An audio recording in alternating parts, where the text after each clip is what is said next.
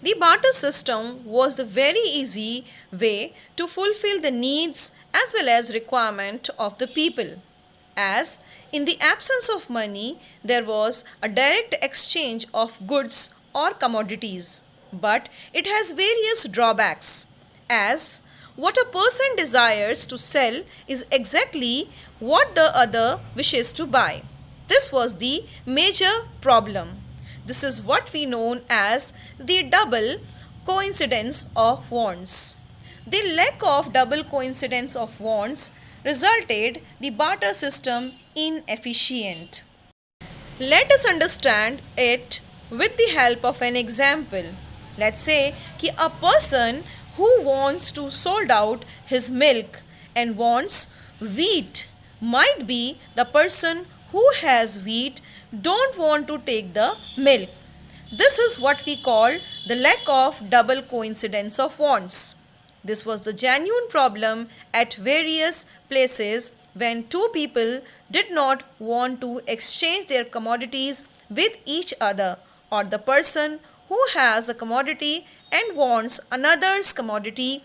He did not want to exchange his commodity or thing with the previous person. In barter system, where the goods are directly exchanged without the use of money, the double coincidence of wants is an essential feature. The second disadvantage of barter system was lack of storing value, as many of the commodities cannot be stored for a long lasting time because they can be rotten, they can be spoiled after a certain period of time. Thus, barter system was again proved unsuccessful. Example: milk, wheat, rice, or the shoes cannot be stored for a long period of time. The third limitation of barter system was deferred payments and value of different commodities. As when the things were exchanged between the people, the value of commodities were undecidable. Reason: because the measurement value was not evolved by the time due to lack of money or currency. Example: people got confused when they exchange certain commodities like cloth is exchanged with any cereal, pulses, or any other crop.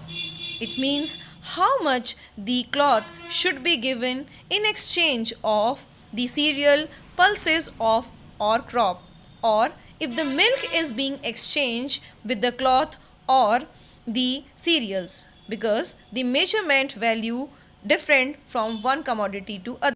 Last but not the least, the drawback of the barter system was that many of the things were indivisible, like a person who has a cow must require varieties of things in exchange of cow's milk or the milk products.